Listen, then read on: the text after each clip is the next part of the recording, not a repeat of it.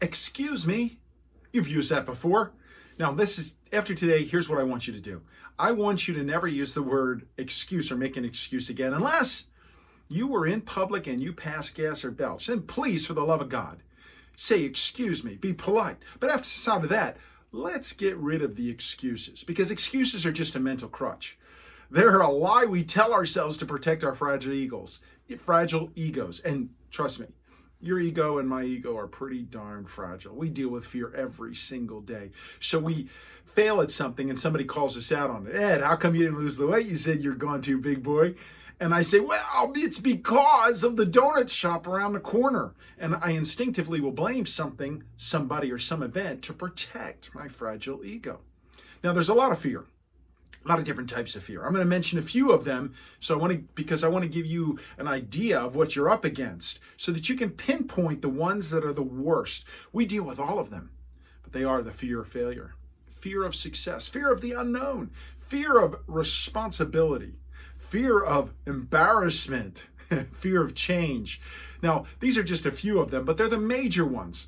And I did some help with some mentors years ago, and I figured out that my biggest one out of that group was fear of success. And I kid you not, fear of success is the one that was tripping me up the most. And it was my own darn fear. I had to start dealing with that with some help from some mentors, because fear is not going to go away. And what we try to do using excuses is like taking a diet pill. You don't want to change your eating habits. You don't want to change how you think about food or figure out why you're eating the comfort food that you're doing. You want to take a diet pill, and I did it for years, hoping it was the easy way out because we don't accept responsibility. Problem is, even if you lose weight, that problem that you have with food is still there. It didn't go away. You just covered it up with a diet pill. And once you come off of it, all those pounds are going to find you, and they're going to bring some buddies back with them so that you're going to be a little bit bigger and plumper than you were before, because fear is not going away. We have to deal with it head on. There's no pill that you can take. So what are some steps that you can do and I can do every day to deal with our fears of success, failure, embarrassment, whatever it happens to be?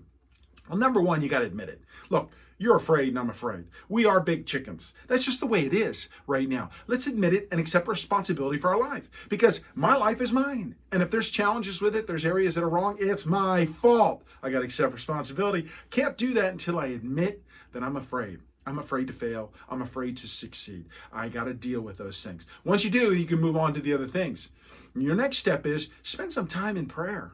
Look, God created you. He knows all the answers. He knows the beginning from the end. He knows what's happening to you tomorrow, and he also knows all the things you're afraid of. He's got the wisdom, the strength, and the hope for you.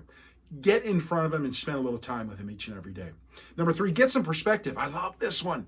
Read some books on some impossible situations that people have gone through and succeeded, because it gives me perspective. Because I read about that and I look at my life, I laugh at me. What a big baby I've been. Get yourself some perspective. It'll give you some motivation and some hope. Number four, seek responsibility. This means find some mentors. Find some people that are going to hold you accountable, because mentors care more about your future than they do about your feelings. You got enough people pampering your feelings. Let's find some people that'll kick us in the rear end.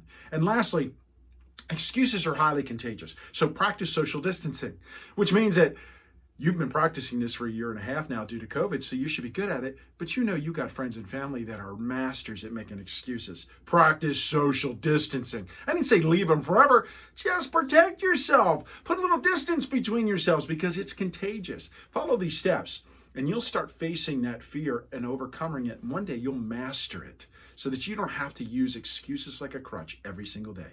My name is Ed Carcari. I've enjoyed sharing with you. I'd love to connect with you. You can find me at edcarcari.com. Find your passion.